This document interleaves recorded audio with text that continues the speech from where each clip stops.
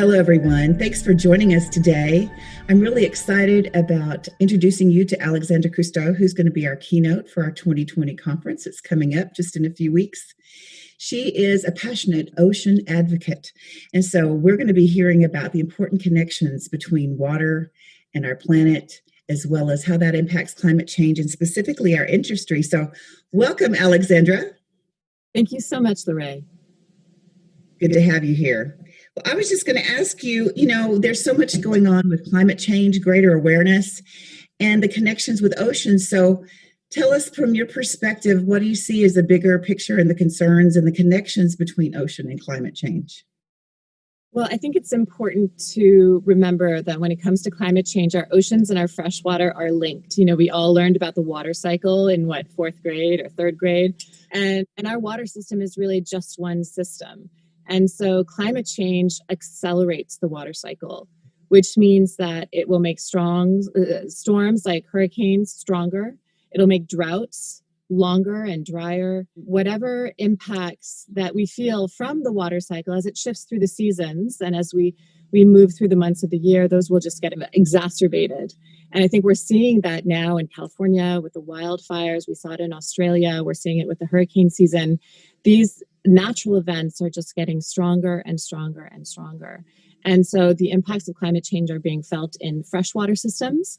They're also being felt in ocean systems, whether it's like the warming of the ocean that has fish and lobster and other species moving north to find cooler water. We're seeing that, and fishermen are noticing that very much.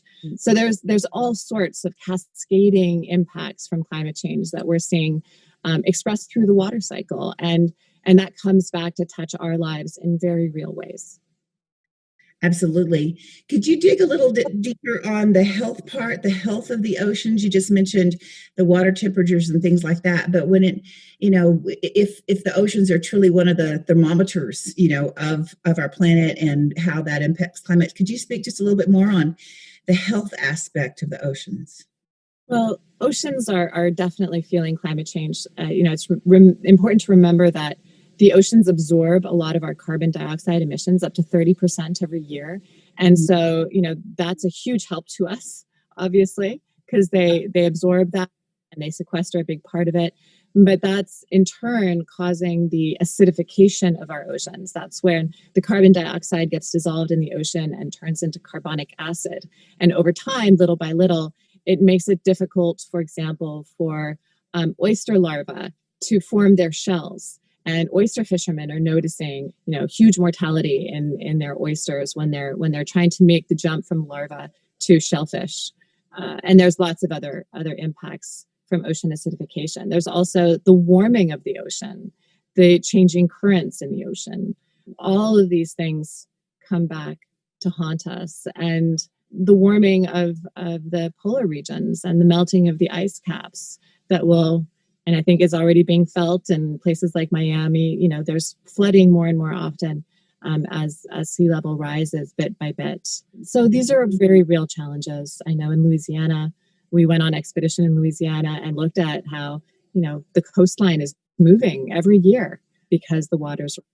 So I think that more and more people are understanding that climate change is impacting our lives, and it's impacting the web of life that surrounds us, all of the creatures, whether they're the iconic species that we fall in love with as children or the ones that we're not aware of, they're all feeling it as well. Their migration patterns are changing, where they can live is changing.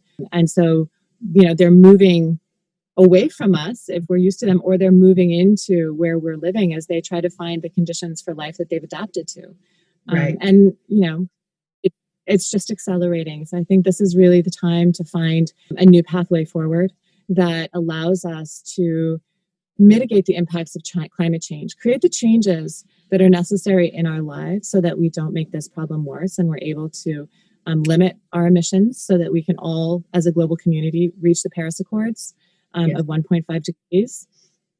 And a lot of people are afraid of change. And I think we're feeling that change is coming, all kinds of change. And that's a scary thing. We've been so blessed in the past 50 years. We've lived in a time in the West of unprecedented peace in the post World War II order that was created after the World Wars.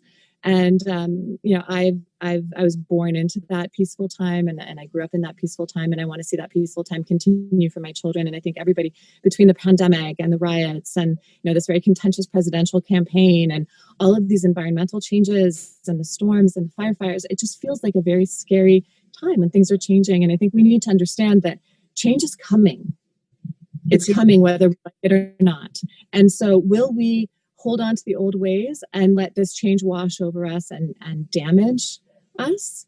Or will we sort of grab the reins and ride this horse and innovate our way to new technologies and new ways of doing things? And I think we see that with mobility, where car companies are no longer calling themselves a car company, they're calling themselves a mobility company. We see all sorts of new technology coming out for energy and other things. And I think for the fashion industry, coming back to our topic here today, there's so much that we can do differently. And I think it's important to understand that people want to know that through the choices that they make on a daily basis, they are contributing to a better world.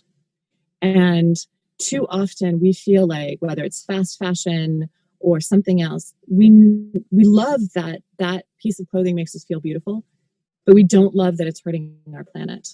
And I think that as our youth, as they grow louder and they grow more assertive, as they should, in their effort to protect their future, the companies that are able to align their product with the contribution that we want to make through our purchases to a better world will be the ones that thrive and prosper in the world that's coming. And that's a good thing. I think there's good and bad. We're losing, but we're also gaining.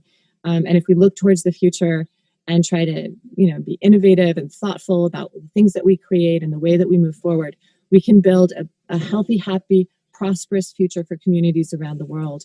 But we definitely need to do that together. And I think that the technology is there to help us bridge that gap, and that's tremendously exciting. But the challenges are very real. And one last thing, Lorraine, and then I'll stop. But I was recently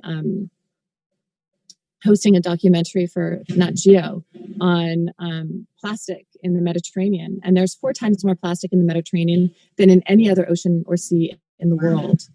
And that's significant. And much of it are fibers from our clothing.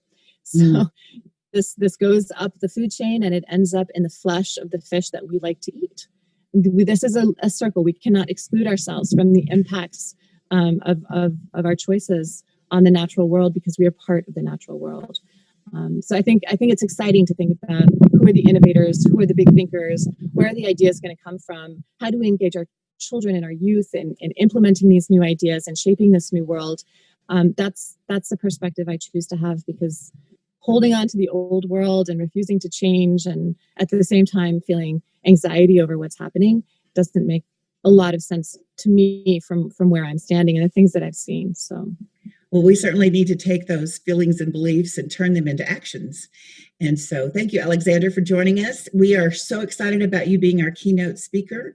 We're going to be able to hear from you on Tuesday, November the 3rd. You'll be sharing your perspectives and a bit deeper dive on what you shared with us this morning on to a group of pioneers and those innovators and the change agents in our industry. So we look forward to seeing you again, November the 3rd. Join us there. Thank you, Alexandra. Thanks so much, Rhea. See you soon. Indeed.